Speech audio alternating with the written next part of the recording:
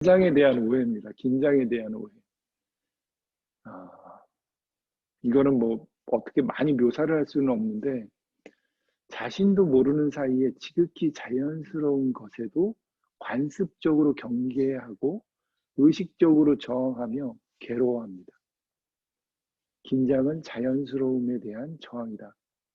자, 이게 무슨 말일까요? 좀 말이 어려울 수도 있는데 굉장히 자연스러운 건데도 자기가 자기 문화적 배경에서 습득한 관습에 의해서 경계해요. 나는 그런 여자가 아니에요. 나는 그런 남자가 아닙니다. 나는 그런 사람이에요. 이렇게 자연스럽게 해도 되는 건데 마치 나 방구 안 꼈어요. 이런 거하고 똑같은 거예요. 되게 자연스러운 현상인데 야 누가 뭐래?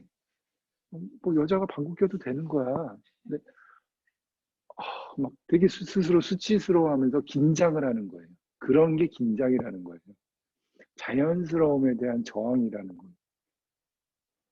뒤쪽에 가서 제가 좀 더 자세히 얘기할게요. 긴장은 잘못된 자기 사용에서 비롯된 몸과 마음의 부적절한 작용에서 비롯된다.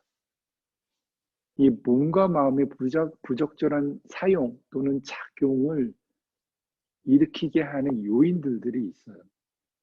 그것을 제가 아주 자세하게 묘사를 뒤쪽에서 할 겁니다. 자, 따라서 AT는 무조건 긴장을 없애는 요법이다라고 착오하지 마시길 바래요. 그런 류의 테크닉이 아닙니다. 긴장을 없애는 거, 막 여기에 초 집중을 하고 엄청난 집착을 해요. 긴장은 그런 식으로 해서 절대 없어지지 않아요. 아주 표면적인 긴장만 좀 사라졌다가 또 나타나고 사라졌다가 또 나타날 뿐이지 근본적인 거는 해결되지 않아요. 그러나 AT에서는 뭘 얘기하는 거냐면 긴장이란 그냥 반응이다. 그리고 결과다. 어떠어떠한 요인들의 어떤 복합적인 결과다. AT는 왜 어떤 과정으로 이게 반복돼서 발생되는지 너 스스로 한번 찾아봐라. 한번 알아차려봐라. 이걸 던져주는 거예요.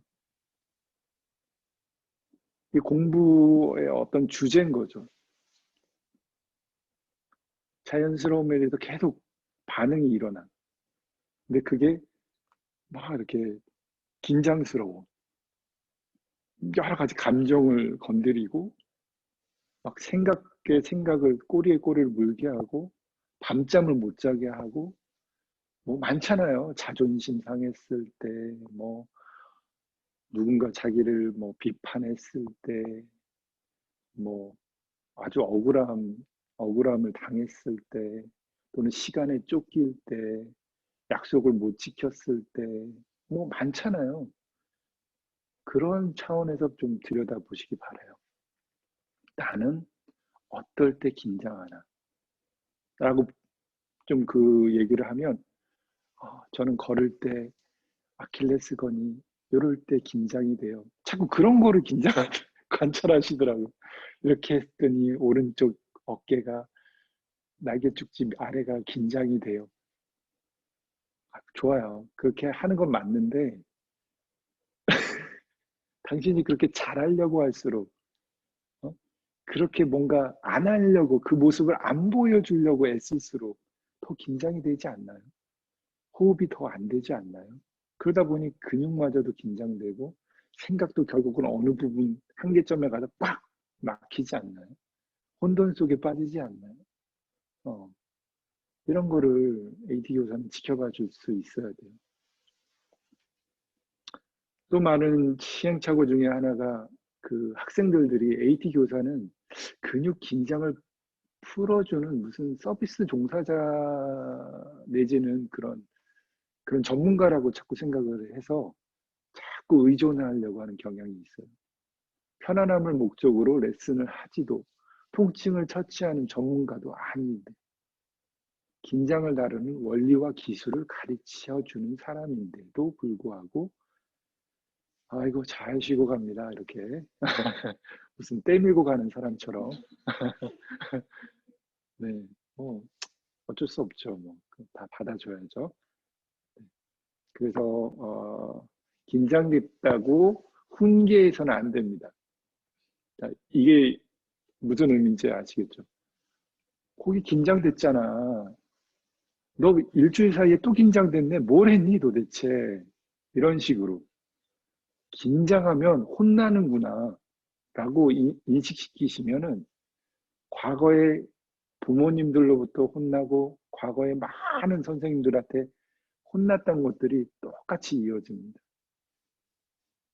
하나의 파노라마의 하나의 시나리오로 또 하나의 적혀지는 거예요.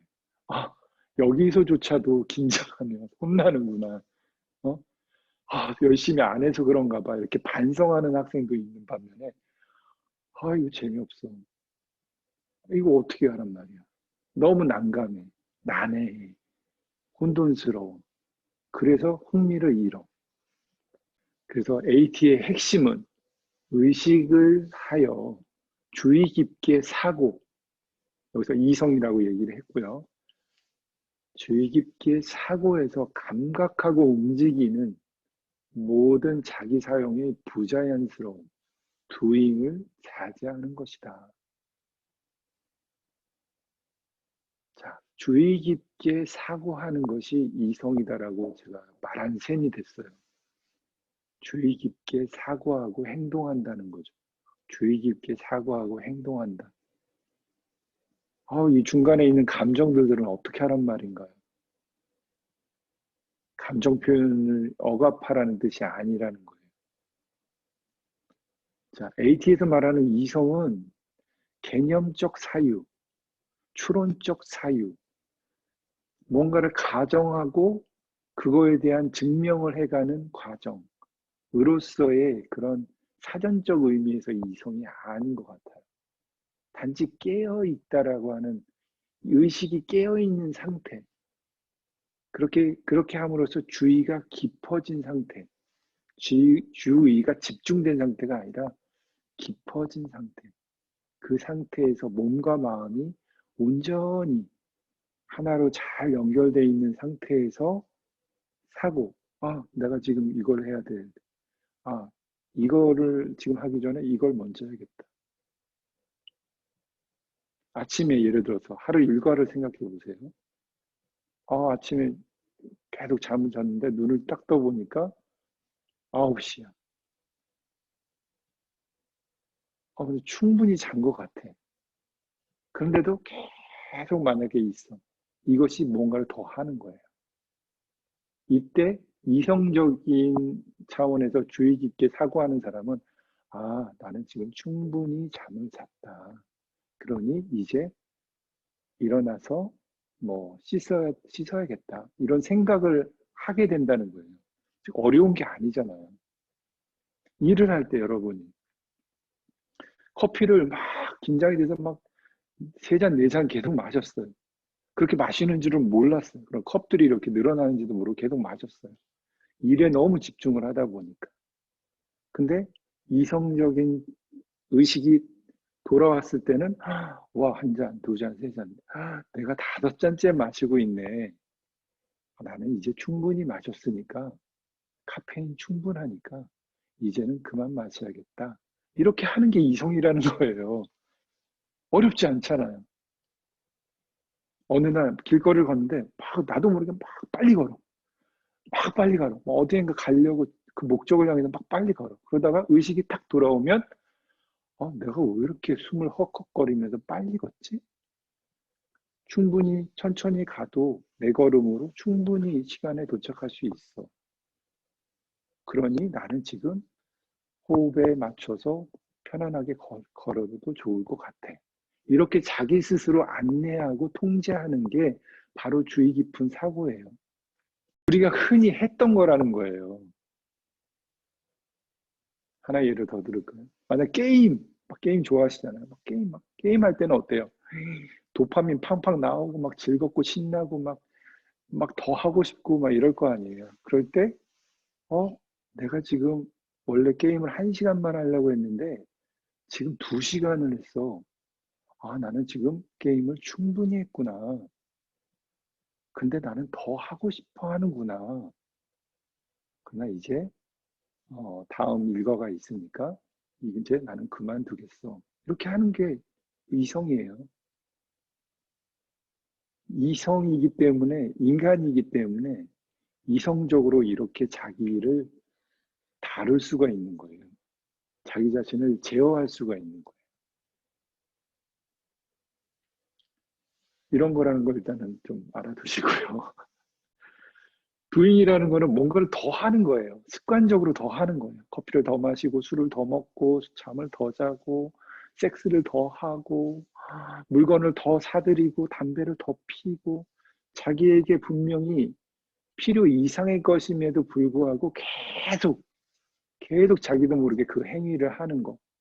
그것을 자제할 수 있느냐, 없느냐가 삶을 변화시키는 굉장히 중요한 자기 안의 것입니다. 바깥 것이 아니에요.